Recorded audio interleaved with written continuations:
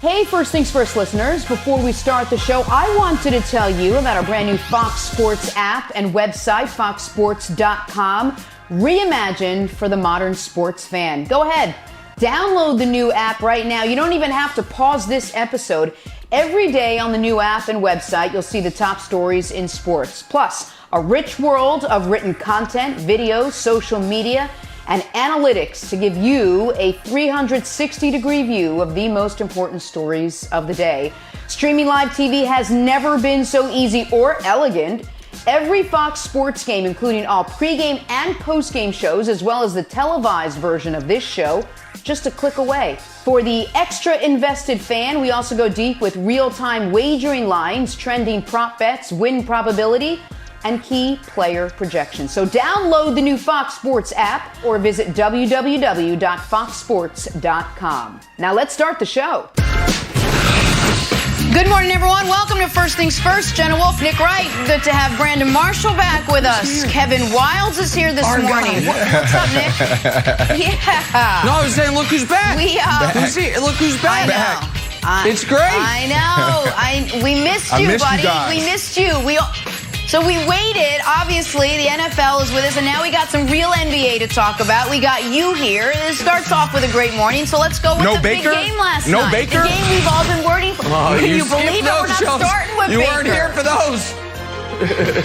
Not on NBA opening night. LA versus LA. It's confusing. We call it Lakers and Clippers. Lakers got their rings, but that was the only highlight in this one. 33 points from Paul George for the Clippers.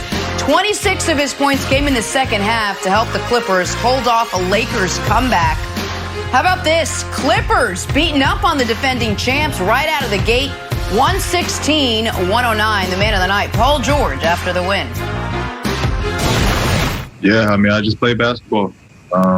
Simple as that. I just played basketball. I applied the work that I put in this offseason. It's not going to be pretty every night. Tonight I got it going. And was able to show a big time for my team. This game one, it's the first test for us. We literally been together for 9 days as a full group. We got some returning guys, but we got a lot of new pieces that's going to play a big role in our success this year. So we look forward to watching the film tomorrow and get better from tonight. All right, Brandon, when you look at last night's game, was this more about the Clippers or the Lakers? Yeah, Nick. So look, when you look at the off-the-court festivities, it was all about the Lakers, rightfully so.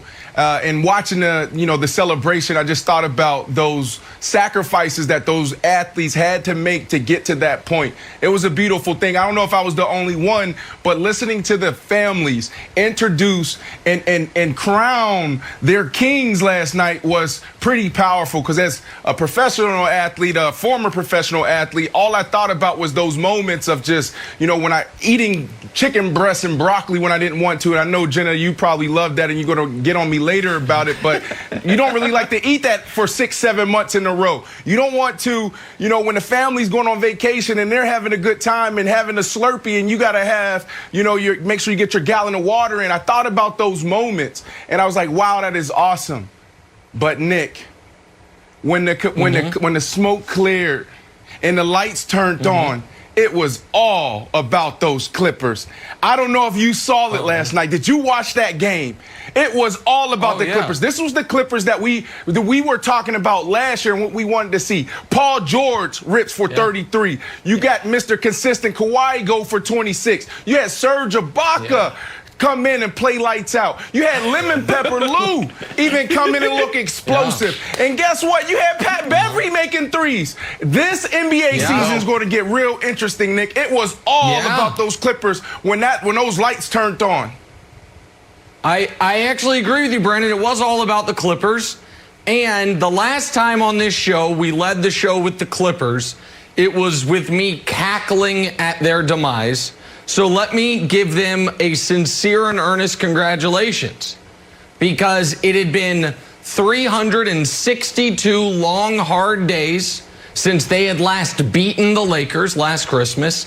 And more importantly, it had been 106 days since they went up 3-1 on the Nuggets. So it had been 106 days between wins for these Los Angeles Clippers, so I'm happy for them. They got that monkey off their back. Now, unfortunately for the Clippers, what I saw last night not only does not make me more confident in their ability to be better than last year, it makes me less confident.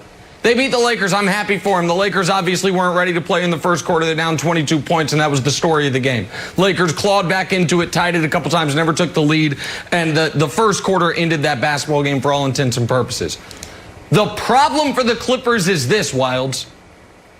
Did you see who they're playing? Not who they're against, who they are giving rotation minutes to.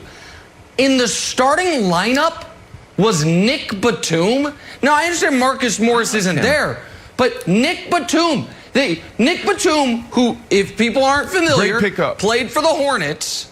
Oh, okay, well, yeah, the Hornets had a lot of Nick Batum experience, and their reaction to that was, Gordon Hayward, we would like to give you $120 million to play for us. And Nick Batum, we would like to give you $27 million to play for anybody else. See you later. I saw Luke Kennard prominently featured. $16 million per year, newly minted Luke Kennard. He's a significant member of their rotation. You mentioned Pat Beverly. Pat Beverly is the same Pat Beverly he was back when I covered him in Houston, which is not a starting point guard in this league. So yeah, when Paul George scores 33, Clippers gonna look decent, pretty good. I thought Ibaka was fine, but as a guy that has been short selling or shorting the Clippers for 2 years now, I'm trying to further my position. If anyone is long on the Clippers, and it sounds like Brandon is, I will front you those stocks, because nothing about last night made me think the Clippers season is going to be any more successful this year than it was last year, Wilds.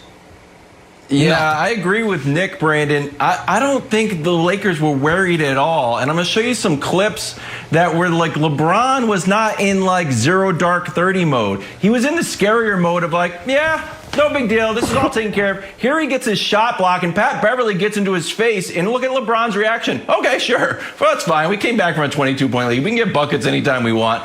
Then in the midst of the game, this is the fourth quarter, in the midst of another comeback, oh, look at LeBron locked in here, Nick. He's just totally focused. Like, nah, I'll talk to the bench. And then just to drive it further home, he rolls his ankle, Nick. And it's like, okay, he ties his shoes a little bit tighter.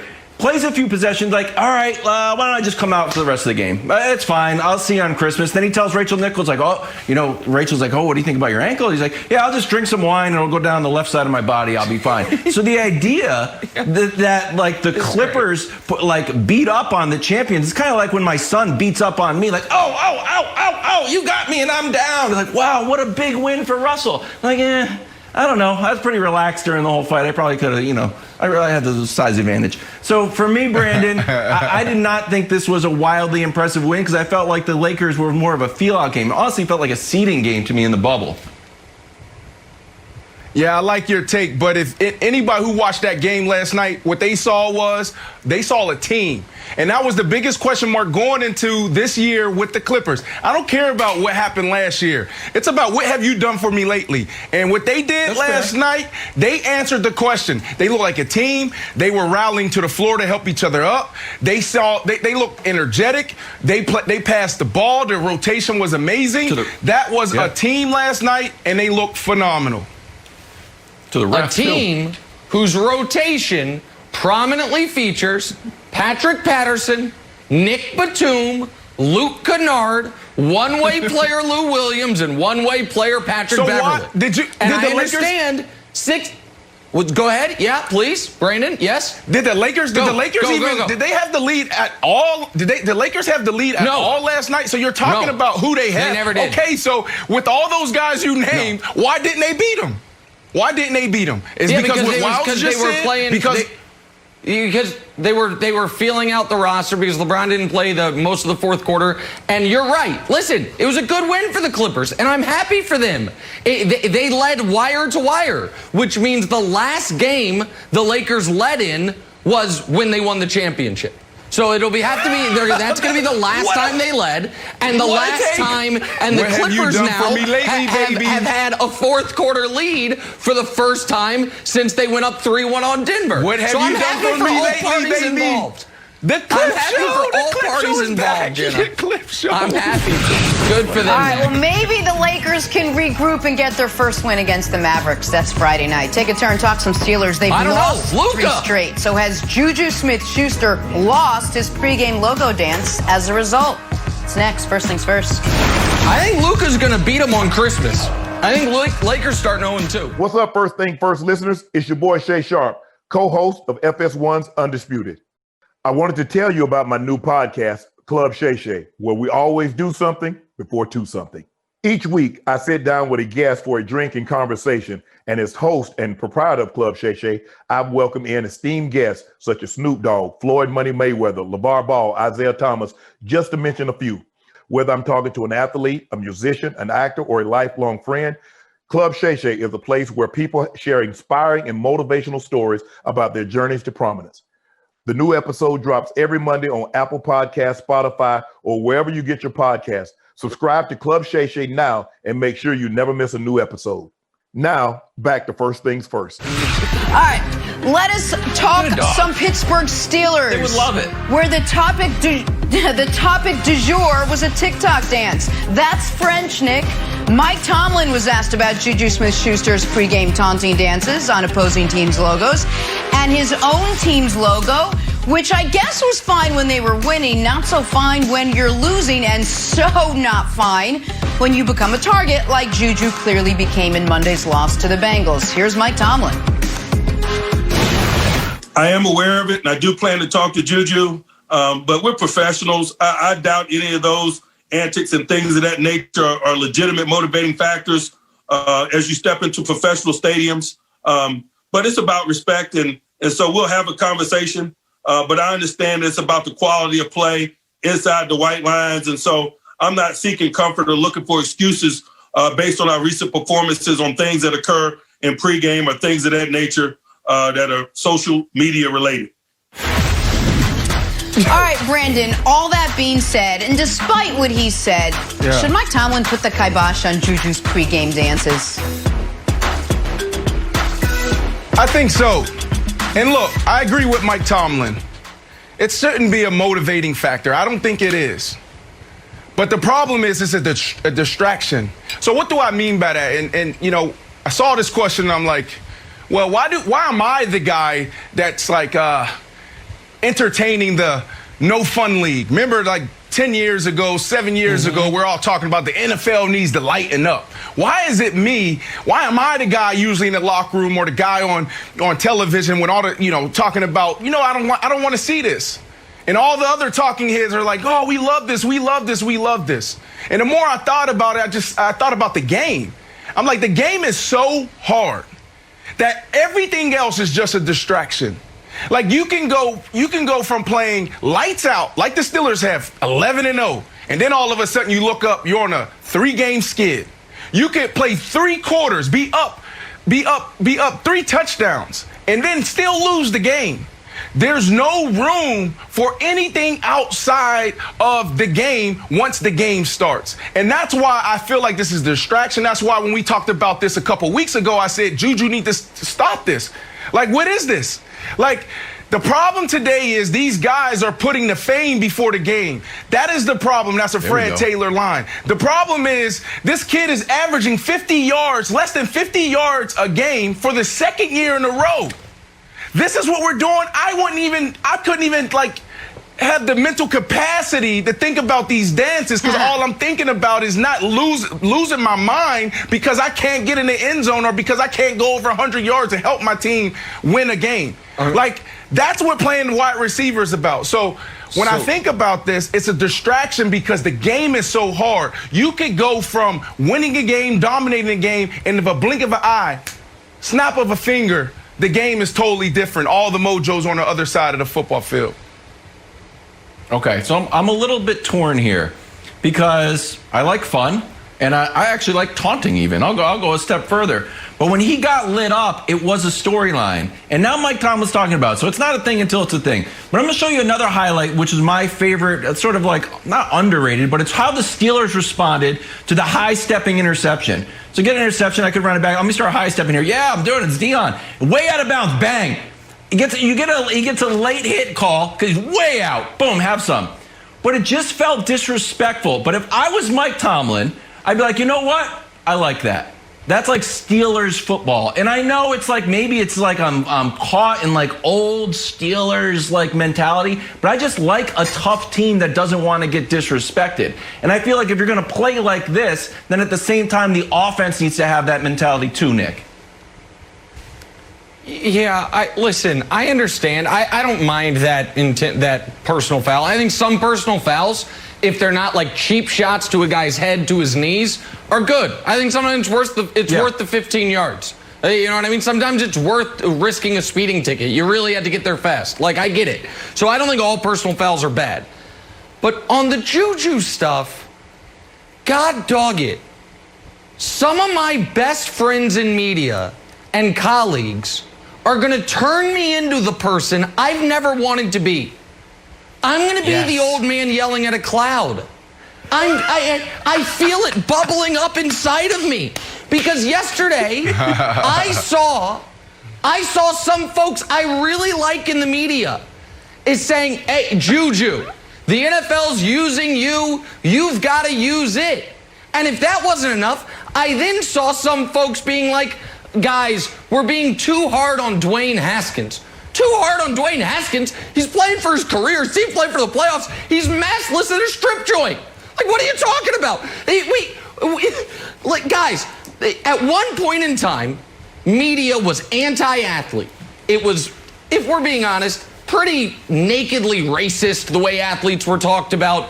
It was so many appeals to authority and teams. It was gross. But in some corners, we've gone so far in the other direction that no matter what anybody does, it's defended. Guess what, JuJu? In the last 2 years, you have 1 100-yard receiving game and 3 less than 10-yard receiving games. Since AB left, you have fewer receiving yards than, let me check, Danny Amendola, and 9 more receiving yards than Hunter Renfrow. This year, you're looking up in the receiving yard standings to Russell Gage. You ain't good enough to do this. And it's not putting your team in a good spot. And if we're Nick, being you know honest, what it reminds me of? the dances aren't that good. Brandon, the dances aren't that good. Like, it's like bad. Well, the dances are actually really good. Well, the dances are actually good. I like the dances. You know what it reminds me of really quick, Jenna? Right now, if you go ask elementary school kid or a middle school kid, like, hey, what do you want to be when you grow up? You know what probably 50, 60% of them are going to say? YouTuber, influencer. Like, what? And that's what the NFL has turned into. Like, guys want to make it to the NFL for the platform now, not for the game. Like, that's what they want to make it to the NFL for. When I get to the locker room, boy, I'm going to take out my phone and I'm just going to party and I'm going to do all of this. That is the problem. The game is too hard to be doing all of this. It's about winning and losing. And all this other stuff is a distraction. And that doesn't mean you have to spend every waking moment eating game tape and sleep in a hyperbaric chamber and have no social life and no friends and no outside interests. Nobody is saying that. But at some point, there has to be something where people are like, I think it was a little too far.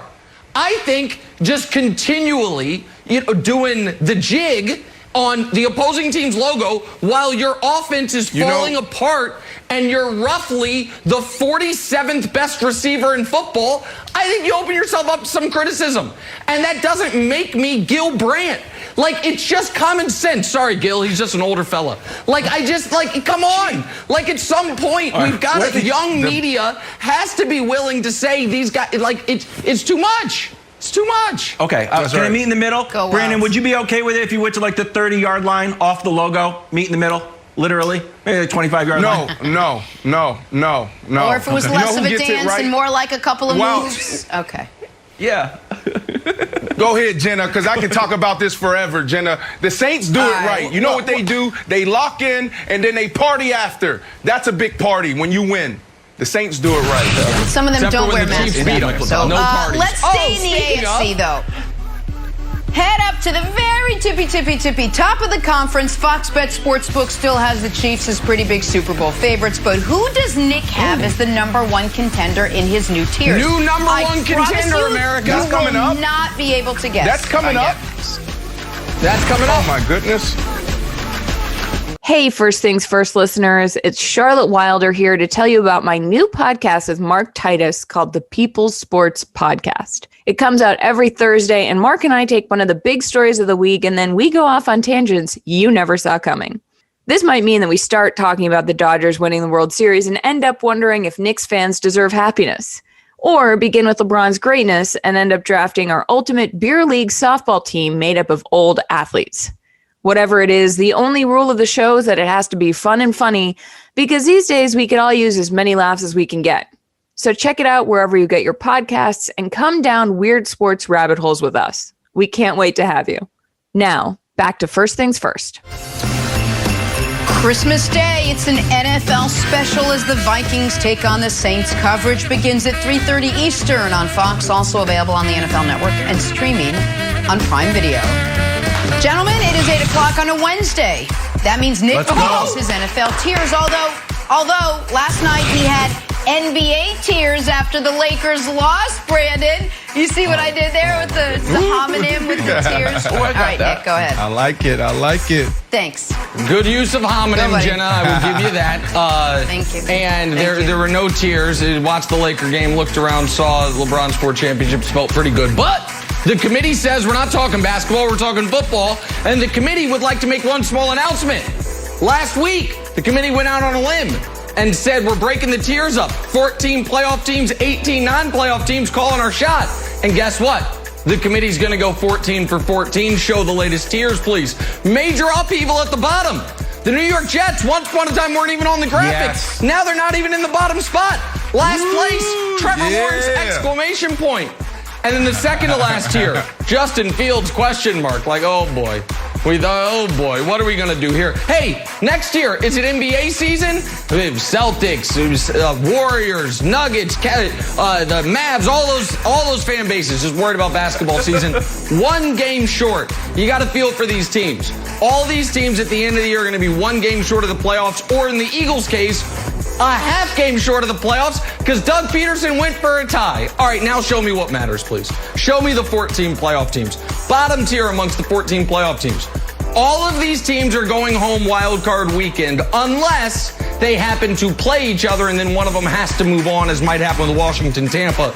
But none of those teams can go on a deep playoff run. Tier above, as far as the QB will take you, what do Kyler, Josh Allen, and Lamar Jackson all have in common? None of them have a good playoff game on their resume. Lamar's 0 for 2 on chances. Josh Allen's 0 for 1. Kyler's 0 for 0. As far as those teams will go as far as their quarterbacks can take them.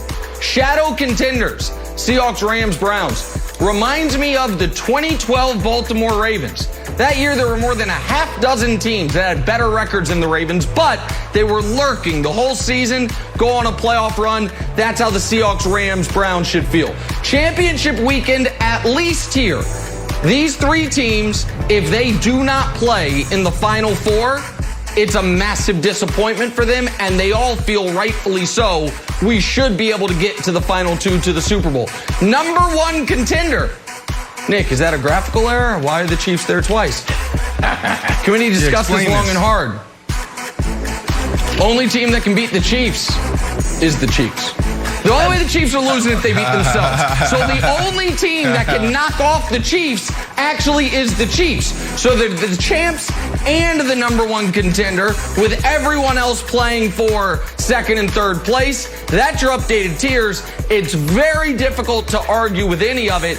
And I would imagine, Brandon, the committee last week, there was some controversy, there were some threats, there were some allegations. This week, and it's glad to have you back with us, this is going to be very quick.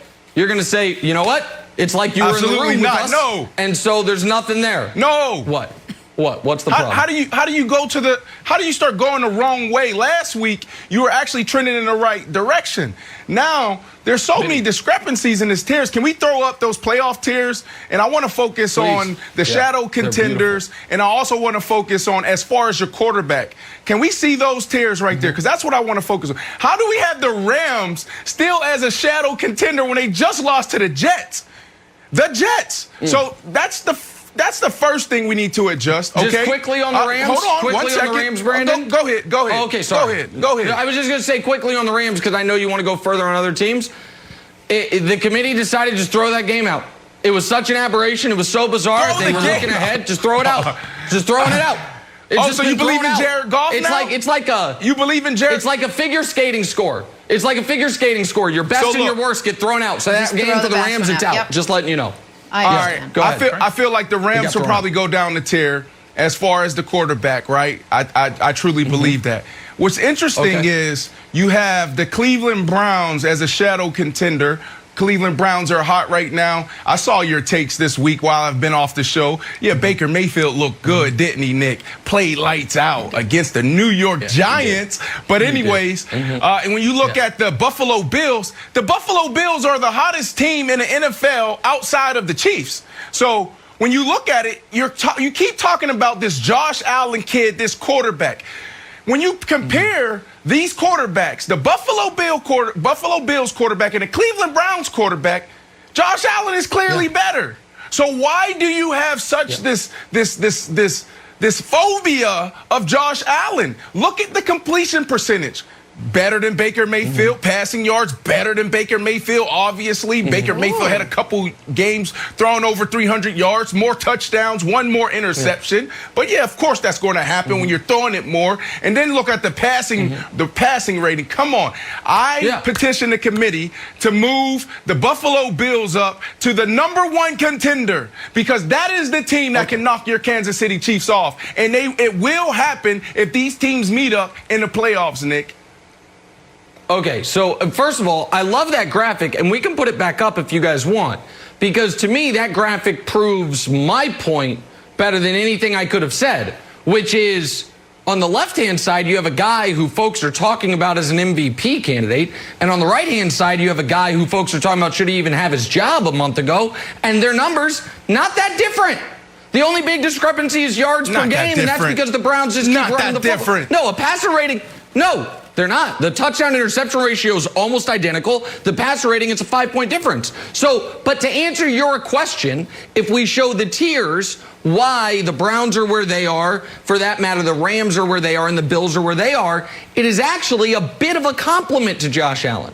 The Rams and the Browns can beat you. Yes, they can beat you even if their quarterback doesn't play great. Nobody as far as a quarterback tier goes, can win a playoff game without their quarterback playing great. If the Rams were in as far as the quarterback will take you, they'd be off the list because Jared Goff and his tiny hands aren't taking you anywhere. But the rest of the team is awesome. The Browns, I do trust Baker Mayfield. But even if he doesn't have a great game, they can beat you with Myles Garrett, Nick Chubb, Kareem Hunt.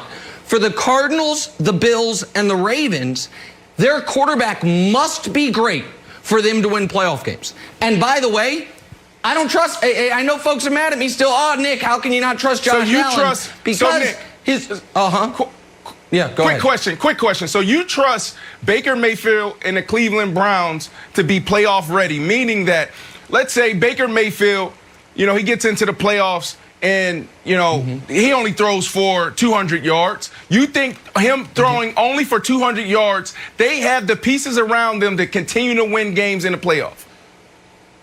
I think that if Baker Mayfield doesn't turn the ball over, and he's turned it over one time or thrown one pick since Halloween, the Browns can play with anybody. I think that's how they're built to do it. And the Bills, I just think they are a Josh Allen dependent team. And I know Bills fans are like, that's great. And his overall season numbers look pretty good. But if you look at it game by game, it looks like an EKG chart. It's up and down and up and down and up and down. His highs are super high and his lows give you a heart attack. Wow. That's true. It's true. So Wilds, I can't. The committee can't move up the Bills. Yeah.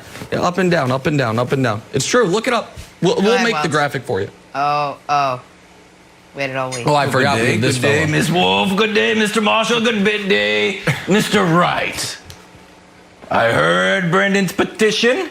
Somewhat informal, so I have brought another petition from the Ravens' Claw, not the football team. Actually, I send a Raven out to my headquarters and have them bring back research in this petition to move the Browns up to at least the same tier as the Titans, who they just beat, for the following reasons contained henceforth herein. Which someone told me on YouTube I'm supposed to say herein instead of henceforth. Herein. Article A. Peaking Baker. For the Baker's the last month, quarterback rating 117. Mr. Mahomes 102. So if you're wondering if Baker is better than Patrick Mahomes, the answer is yes. And those are just the stats, my friends. Reason number 2, ball security is job security over the last month. This is actually reason 1A, but it's okay. I'll move on. Baker has 1 interception. I know Brandon hated it, but it was only 10 touchdowns. Runs the division title. 3rd best rushing. 152 meters per game. And reason number 3, the X factor, Jarvis Landry. I'm sorry. Excuse me, my character is a little bit flummoxed. Top 10 in receptions and touchdowns this month. Also, by the way, 4 for 4. Great quarterback as well. For the following reasons, and really because they literally just beat the Titans, please move them up a tier, Nicholas. Thank you. So here's the problem as to why I can't move them above the Titans or even with the Titans. Right now, those teams are incredibly similar, and I think the Titans are a better version of the Browns. I think it's shocking to say this, they just beat them. If we are judging Ryan Tannehill based on just what he's done with the Titans, which is a year and a half now, he is a dynamic play-action quarterback who doesn't make a ton of mistakes. That's what Baker has been over the last 5-6 weeks, but Tannehill's done it for a year and a half. The Browns' biggest strength might be their running game. Guess what? Derrick Henry is better than Chubb and Kareem Hunt combined. And Chubb might be the 2nd best running back in the league. Derrick Henry is the best running back since Adrian Peterson. And so you have that, and then it's like, what about the defense? Go ahead, Wilds. Yeah, go ahead. But we don't need to talk about it theoretically. They literally just played and the Browns won. Yeah, okay. I don't know why the committee doesn't take the real world into it. It's the same okay, I guess then the Chiefs and the Raiders should be on the same level because they played twice and they split. Both were close. Like, we're not going to do that. We're not just going to say, and I guess Pittsburgh's got to be ahead of Cleveland because they played once and Pittsburgh blew them off the field. If you want to do that, Wilds, there's a rankings for you. It's called standings and head-to-head record. It's very simple. You don't need a committee. But the last thing I was going to say about Browns versus Titans, both of them, their biggest weaknesses is their secondary. People talk about the Browns like they have a great defense. They have a great defensive player in Myles Garrett and a good front. But that secondary can be had, and we know the Titans secondary obviously can be had. So to me, the Titans are the 2nd best team in the AFC, and it's pretty clear, Jenna. All right, so let's set up the weekend then, Nick. You got a couple of good matchups here. You got Colts, Steelers, Rams, Seahawks on Fox, Titans, Packers. What's on the line in these? Well, everything. My God, what a weekend. Colts, Steelers.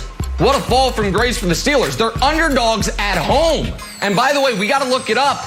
Rivers versus Big Ben, that's got to be the 2nd oldest quarterback matchup ever behind just Brady and Breeze that we saw a couple times this year. Fact check me on that, but I'm sure it's true. Rams, Seahawks, that's with the division on the line essentially. And Titans, Packers. Hey, we saw what Baker Mayfield did to that Titans secondary. Aaron Rodgers trying to keep his faint MVP hopes alive. Can Aaron Rodgers potentially put up a monster game, all but lock up the 1 seed in the NFC? Or to the Titans, who are faintly alive for the 2 seed, could they get a big win? Those are some monster games on the schedule. They all have massive tier implications, Jenna. Hey, Jenna, I just want the record to reflect, you did a great job of covering these games to watch, Nick, but I want the record to reflect that moving forward, you, Nick Wright, said that a team that matches up, okay, in the season, and if whoever wins, it doesn't matter, right? Because you just said it doesn't matter that the Titans and the Browns play head to head. It's not the only thing that matters. Because it's not the be-all, end-all. It can be a part of it, but it can't be the be-all, end-all. It's a part of the sometimes tapestry, you use it to make your argument. Okay, Jenna, you got it noted? You got it noted. Yeah. All right, cool. I absolutely use it when it helps my argument. I try to ignore it when it hurts my Consider argument. it noted, Brandon Marshall. Back to the NBA now, guys. Hey, how about the Nets? They looked pretty good last night. Maybe this whole KD Kyrie duo will work after all. We're going to talk some 7-11 and 11-7 next. First things first. You know, that OBJ Chiefs thing, you know, only you would come up with that. It's not going to happen, but it is a delicious idea. And I thought to myself, I mean, I'm just saying, if you're Brett Veach and Andy Reid, and you have the 32nd pick of the draft, which this year they used on a running back who they didn't really need, and Sammy Watkins and his money's coming off the books, and you're looking at the draft, you're like, well, there's a solid inside linebacker from Georgia, or Odell Beckham Jr. I'm just saying, I think Odell Beckham Jr. could fit. And I might be able to help him find a house there. There's some gorgeous areas. Great place to raise a family. If Odell's ready to settle down, I can talk to him about it. All right, Brandon, let's move this forward. OBJ to the Chiefs. Is this a pipe dream, or you think this could actually work? Well, Jenna, first you got to look at what makes a player tick, what makes a player great.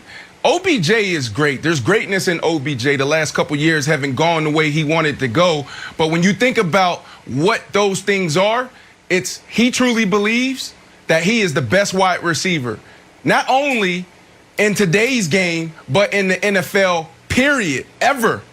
And for that reason, it can't work because you have Tyreek Hill, who's a gadget guy. He scores on reverses. Giving him the ball in the backfield. He's also the number one wide receiver. He can run every single route on the route tree, inside, outside. He doesn't drop anything. He's the fastest guy on the field. And there is an argument that Tyreek Hill is the best wide receiver in football today. Yeah. And then you also have Travis Kelce. Okay, Nick, you have Travis Kelce, who is second behind DeAndre Hopkins in receiving yards. So for that reason, it just can't work because Odell Beckham Jr. doesn't fit when it comes to him accomplishing his individual goals. Now, can it work as far as them having team success? Yes. But OBJ, what makes him tick and what makes him great is his belief in himself. Okay. All right, just keep it out there. I'll keep hope alive, Jenna. It's got time. It's got time. Moving on. No sleep in Brooklyn last night. Brooklyn Nets hosting and dominating the Warriors. Kevin Durant shining in his Nets debut more than 560 days since suffering that Achilles injury. 22 points in 25 minutes for Kevin Durant. Kyrie balling too. He had a game-high 26. Nets get the win over the Warriors. Here is Kevin Durant after the game. I know there's a lot of emotions and a lot of, I got so many calls and texts about, playing again. For me, I was just like, I got to focus on the first possession, and then try to get through that and then move on each possession. So I try not to make too big of a deal out this whole thing. And, realize I've been playing this game since I was 8 years old. So I just got to revert back to what I know. I think I got caught up in that in my career a few times, just trying to play hero basketball where, the team success is really going to dictate how great you are as an individual and how great you play your role. So, being here at this present moment, I'm enjoying that and I'm embracing it, and that's all that matters. I don't need a All-NBA. I don't need an MVP. I just want a championship with a great team that I can look back on history and say we did it our way and we had fun doing it. I'm in year 10. All I want to do is enjoy every single day I'm playing basketball and coming into work. Other than that, I live my life with my family, and that's the most important thing to me. All right, Chris Broussard is joining us now. Broussard, I get it. One game does not a season make, but there were a lot of questions about this team gelling, fitting in chemistry-wise. Was the Nets' dominance over the Warriors last night a sign of things to come?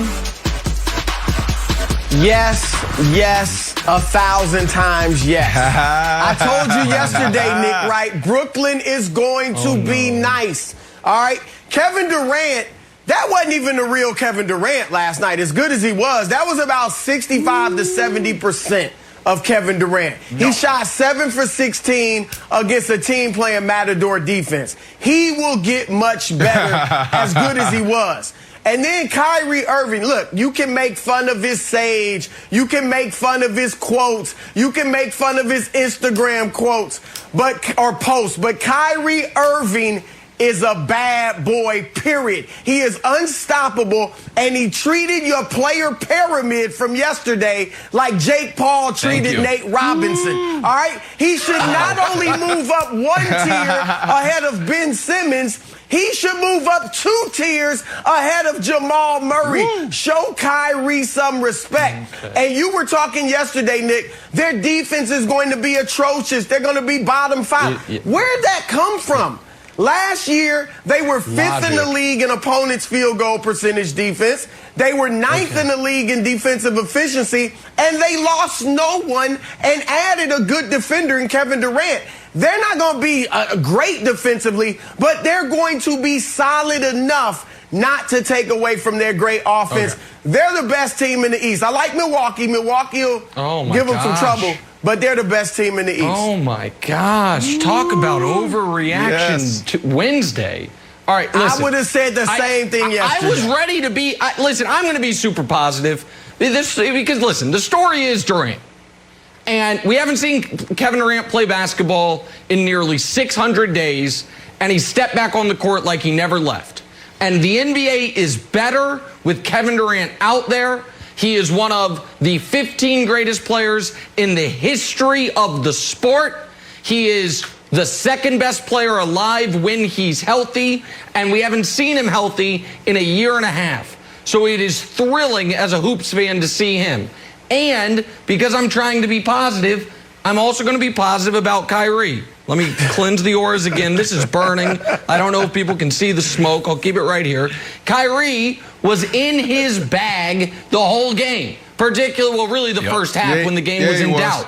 And he was showing you why he is arguably the best ball handler in league history and has an array of moves, whether it be at the basket, getting to the rim, or just his ability to pull up, that is almost unparalleled in this league. All of that is great, which is why the Nets are going to be able to overcome what is going to be a bottom 5 defense. And again, one game against the Warriors, and the Warriors are a whole nother story, does not a season make.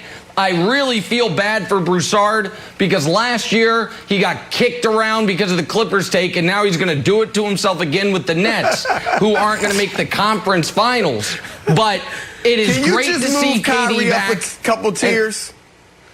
Can he play more than one game? Can we do that? Can he play more than one game against Eric Pascal and Kelly Oubre? Yeah, I mean, can he? Nick, Brandon, this is your pick to win the title, I think. So I know you're happy about it. Nick, if you're going to sage, you got to sage right, baby. If you're going to do it, make sure you do it right, Nick. Look at that. Okay? Kyrie. Chris is right. You need to move Kyrie up right now. Did you not see that, man? Come on. You got to think about the swivot around these two guys the last 2 years trying to get back to basketball. They looked amazing. Yes, this is my team that I picked to dethrone the King and the Lakers. Look at this guy's handles. Look how savvy he is. And then so sweet when you look at KD. KD got to his spot. KD created his own shot. KD looked like the greatest player on the planet. Now, look, I'm not going to give him that. LeBron James, I'm not going to disrespect him right now, but he looked like that last night. KD and the Brooklyn Nets, this is the team that's going to dethrone the LA Lakers and your king, LeBron James, Nick. Oh, my goodness.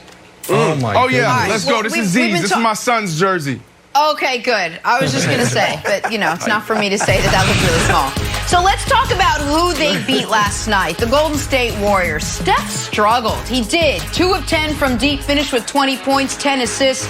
Dub certainly didn't look like a championship threat. Nick, you kind of called this being the case for the Warriors this season. What'd you make of last night? Listen, I didn't call it, to be fair. I said I was nervous about it. And Wild, I know we're going to talk about this much more later, but this can't be what the Warriors are. And it's going to be hard to make the case, oh, he just doesn't have enough help. I mean, I don't know if you saw, but I think a guy that Broussard thought I should have had on the pyramid, the greatest third option in league history, Andrew Wiggins, he was out there. Stop. Now, he was doing typical Andrew Wiggins things, 4 for 16, didn't contribute to winning basketball, but I'm not sure if last night was more about the Nets or more about the Warriors being in massive, massive trouble. Yeah, I started to look up the NBA draft 2021 once I saw the Warriors. Not only that, like, this was bad for the league. This is what we rolled out. First game, and it was over in their first quarter. And Broussard, you know I love the Blazers, buddy, but, like, we have to see Steph carry a team. Like, Dame doesn't have a tremendous amount of support around him. I love CJ, don't get me wrong. I love drinking wine. I love CJ. But, like, there's plenty of teams that would, like, not get blown out in the first quarter. We didn't see, like, Bradley Beal's Wizards of last year, this wouldn't happen to. So the fact that they were getting smashed in the opening night on the biggest stage in sports was honestly embarrassing. I felt bad, and I took my son's Warriors knit hat and we put it on the snowman outside. It's like when they can be competitive for first game, it can come in, but right now it's on the snowman. Yeah, sorry. First, Knicks dissing Kyrie Irving, and now you're disrespecting C.J. McCollum and Yusef Nurkic. That was an accident. They got more talent in Portland than Golden State has around Steph. Look, we'll get to this later, but Steph's not going to carry them to the playoffs. They're not making the playoffs, but it's not going to drop him in Knicks rankings, and it shouldn't.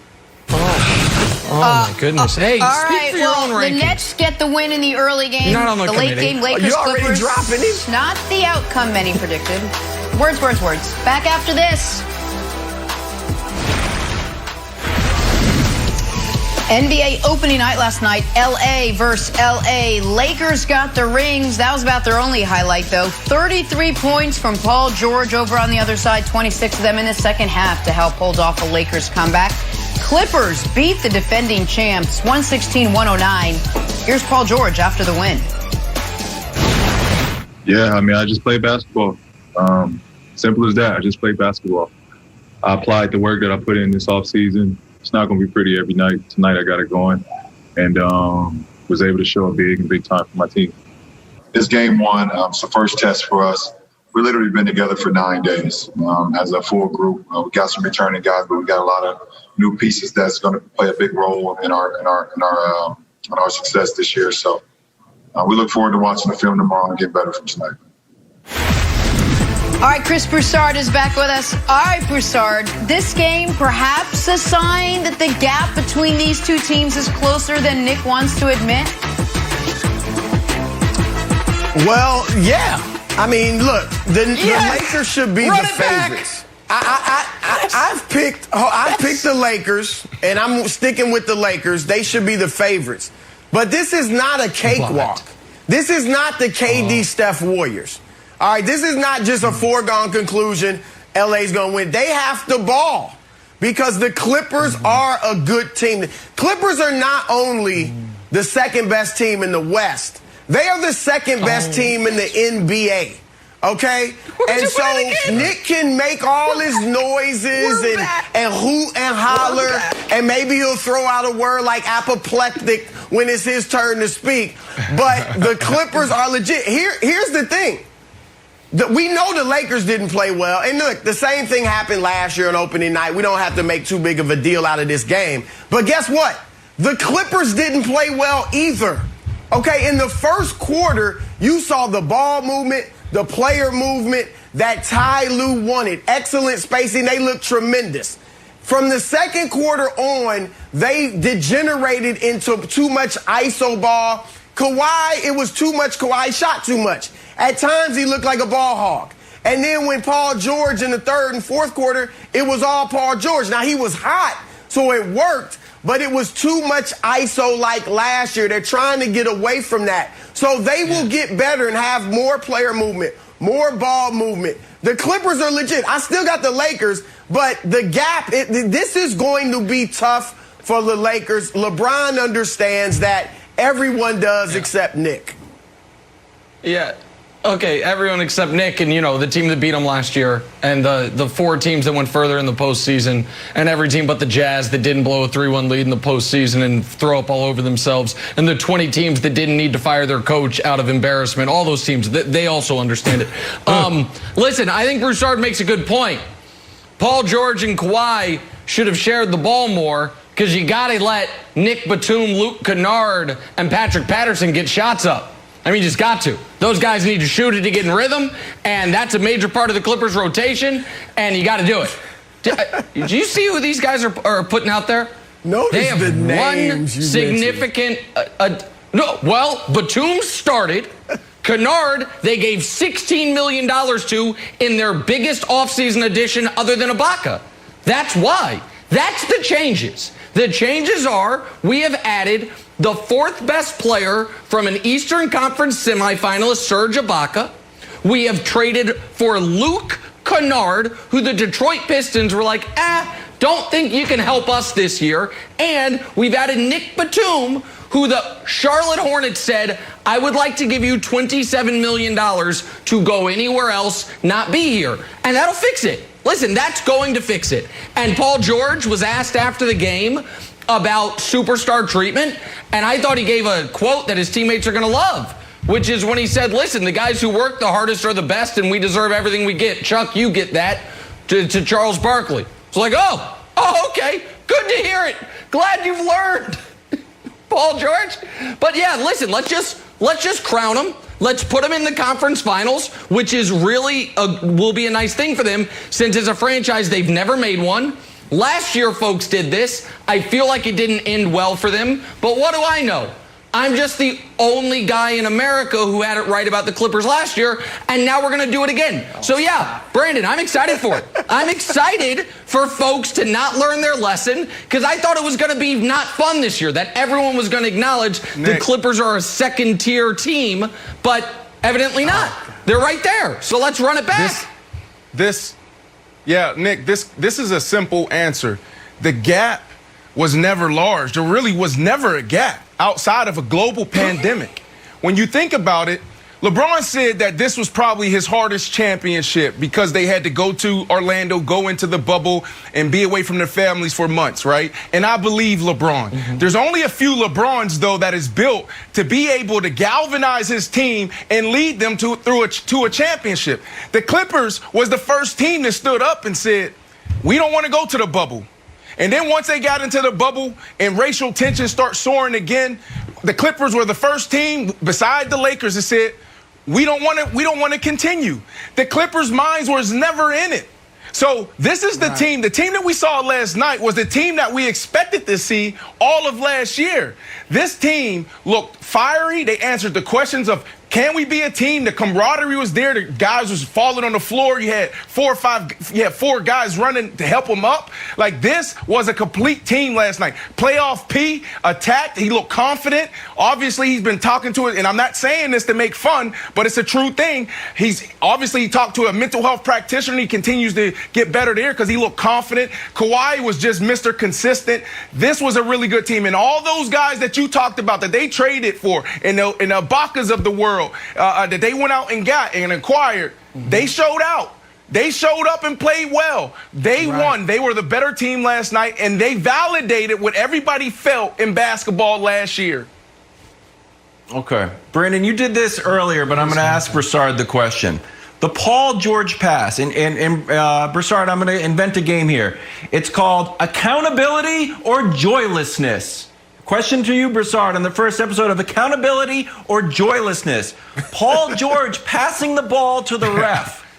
Everybody in the country thought this was funny except Paul George. And we've seen other teams do this. You pass the ball to the ref, the head coach is standing up there, you pass the ball to them, and largely the team goes, oh, and the bench is like, oh, look at you, ah.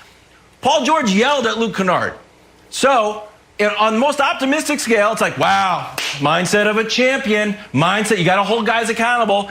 And on the more concerning side, it's like, dude, that's a funny moment. Have fun. It's a first night. Play basketball. So it's a question to you, first episode, accountability or joylessness, Broussard?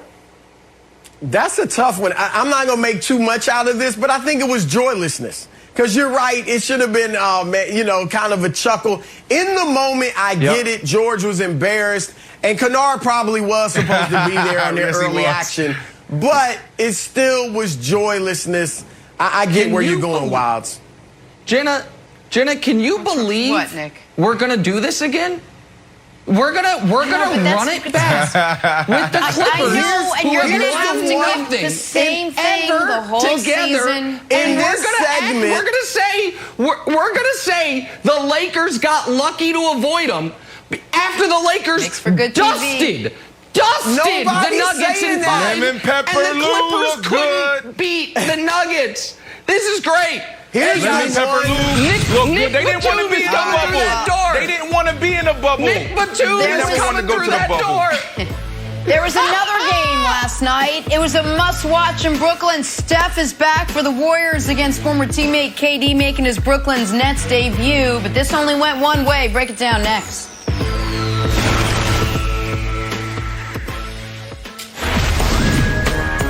Back here, first things first. Warriors-Nets opened the NBA season last night. It was all Brooklyn from the opening tip. KD and Kyrie were dynamic. Steph and the Warriors were not. Golden State looked nothing like that powerhouse we've come to know. Also, it's been a minute since we've seen said powerhouse. Chris Broussard back with us now. Broussard, last night, was it a sign Steph will not be able to carry the Warriors to the playoffs all by himself?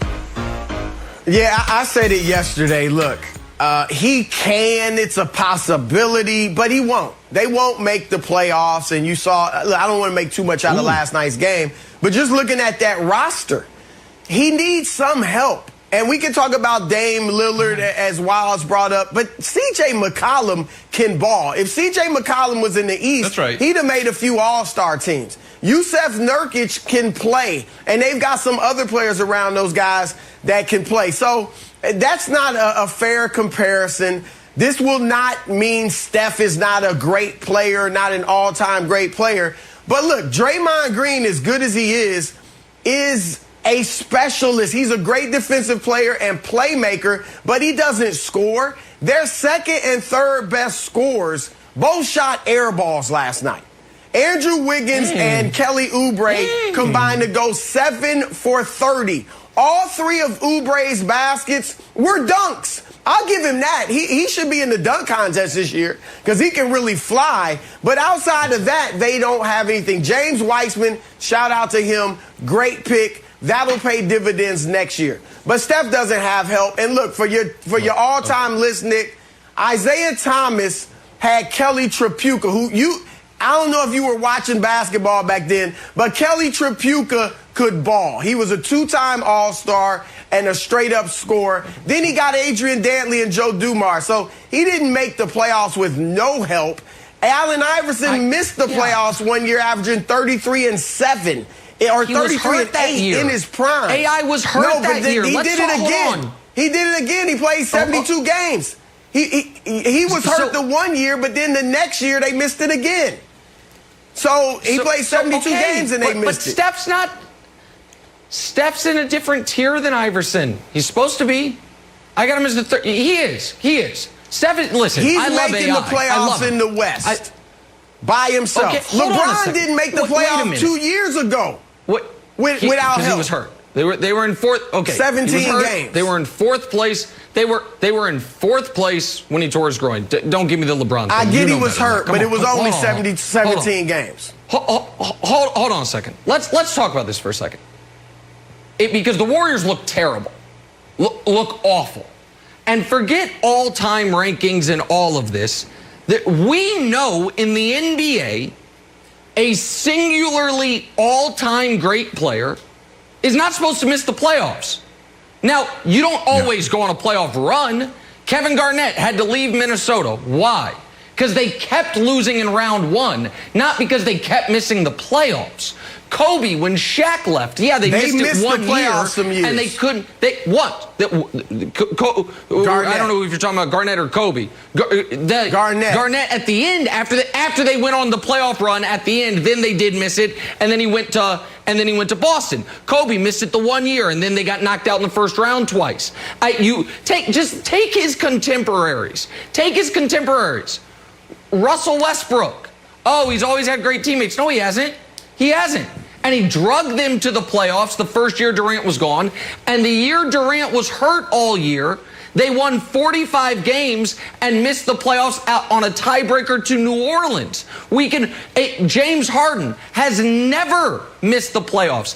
And that, to me, is more the story, Brandon. It's that we have heard, and I get the Steph hive. I understand it. And again, I think he's the 13th best player in the last 50 years. But we have heard them say, oh, my God, if Steph had Russ's usage rate, if Steph had Harden's usage rate, well, if he doesn't, they have no shot this year. And I'm concerned he can't do it, that he's not built for their usage rate, that he's not built to carry an under-talented team. And again, he is great at what he is, but now they're asking him to be something slightly different, and I don't know that he can do it.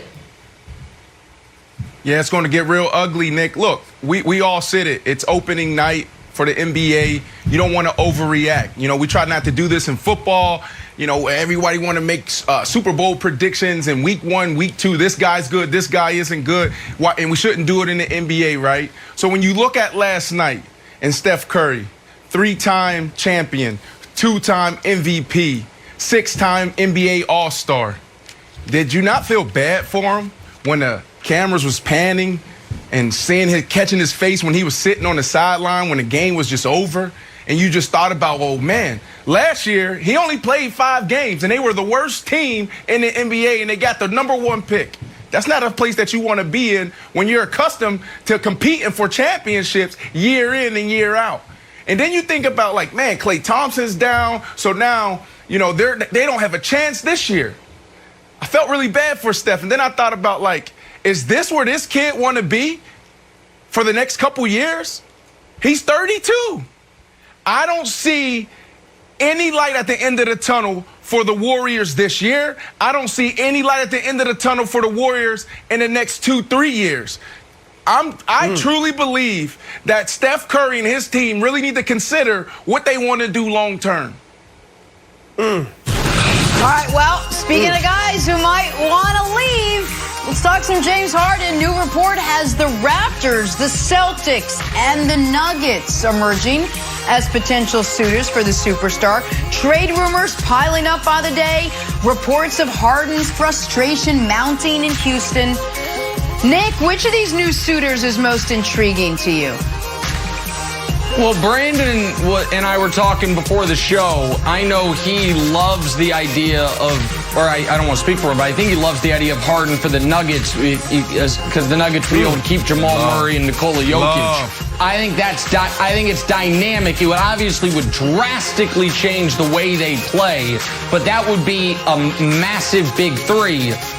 I gotta say, Broussard, it's sitting right there for the Celtics.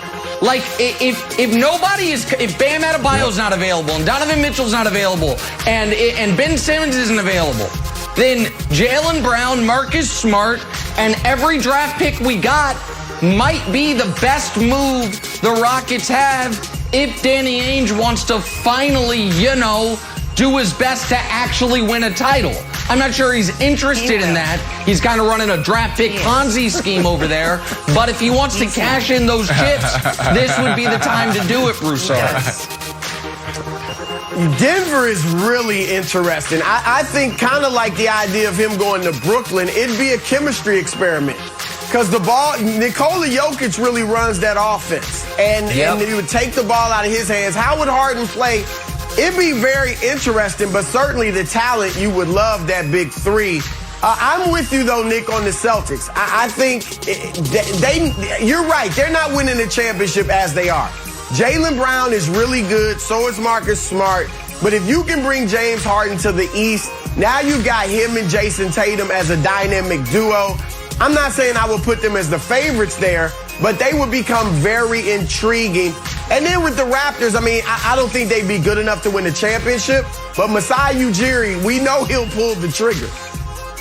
And Tatum can it's all good find stuff. his destiny. Gotta play as this a one second out. option. Be good for him. Broussard, as always, thank you very much. Nick unveiling his NFL Thanks, tiers Broussard. on the other side. One tier might truly have you wondering if Nick is okay. That's next. First things first. Nick, Kareem missed the playoffs twice. Christmas Day, it's an NFL special as the Vikings take on the Saints. Rematch, last year's wild card weekend, big overtime upset, remember?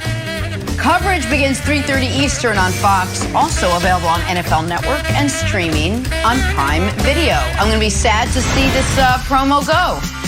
Time now for stories to start your morning, sponsored by Ram Trucks, built to serve. Brooklyn Nets hosting and Brooklyn Nets dominating the Warriors in their season opener last night. Kevin Durant, how did he do? Oh, he did pretty well. 22 points in 25 minutes as the Nets get the big win over Golden State. Here's KD after the game.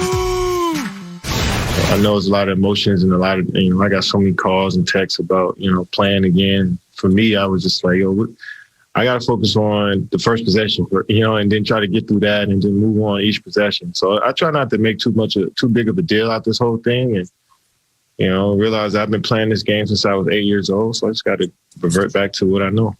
I think I got caught up in that in my career a few times, just trying to play hero basketball where, the team success is really going to dictate how great you are as an individual and how great you play your role. So, being here at this present moment, I'm enjoying that and I'm embracing it, and that's all that matters. I don't need a All-NBA. I don't need an MVP. I just want a championship with a great team that I can look back on history and say, we did it our way and we had fun doing it. I'm in year 10.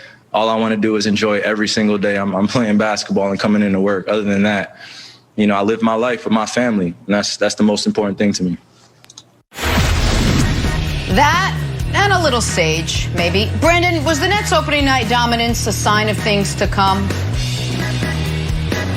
Oh, Jenna, Kyrie is on to something.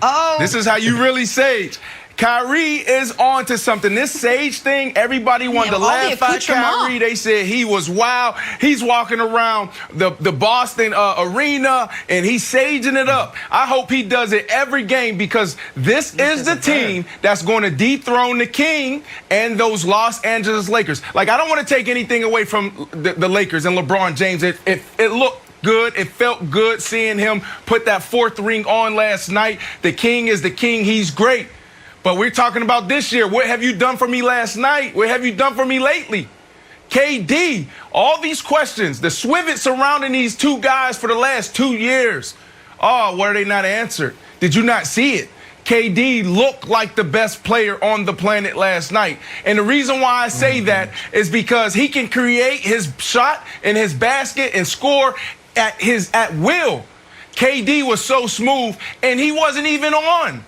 He's not even in mid-season form yet. Look at this guy. You talk about silky smooth. You talk about butter. You see KD. Kyrie was phenomenal. Kyrie not only looked phenomenal, but he played within the scheme and the offense and everything that the team was doing.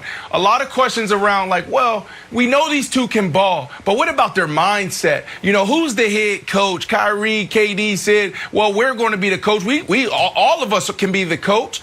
I don't think there's a problem there. Why? Because Steve Nash is beloved. Steve Nash is loved in all industry. He's a great ambassador for the NBA. He's a great ambassador for soccer. Steve Nash knows how to galvanize the locker room. Those guys will follow Steve Nash, and for that reason, you're going to continue to see them play lights out. You're going to continue to see their role players play their role. And this team not only will sweep the East, but they will win the championship this year.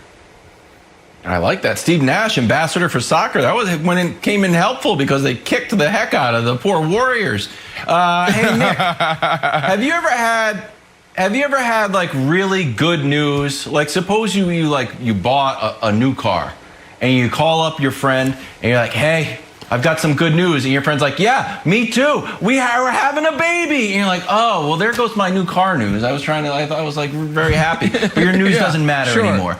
That's what happened with Kyrie and KD. Because everyone's like, oh, KD's back. We can't wait to see KD. Here's the statistic no one is talking about. Kyrie, this was his 21st game in 595 days. Kyrie has also been out, and nobody's talking about it. So if I told you that Kyrie came back and he had 6 for 8, 3 for 4 from 3 and scored 17 points, you'd be like, oh, that was good. That was in 10 minutes. That was in the first quarter. So Kyrie went crazy, and I feel like he had a huge layoff as well, and he was hurt, and he had a monster game, and no one's talking about it. So I think that for those two reasons, not only does KD look great, bad day for Achilles, but Kyrie looks so good. This Nets team is very dangerous. Well, listen, obviously the Nets team's dangerous. Any team with Kevin Durant is going to be incredibly dangerous. He's arguably the second best player in the world, and you could argue for a decade he's been the second best player in the world when healthy, and that is my biggest takeaway. My biggest takeaway is that Durant looked like pre-Achilles Durant, and there was real concern about that. And so the fact that you couldn't, aside from the jersey, you wouldn't have known what year we were watching Kevin Durant, to me is incredibly important. And Kyrie, we know what a special offensive player he is. I, unfortunately, am not ready to crown this team as others will be for two reasons. One is I believe they are going to be not a below average defensive team.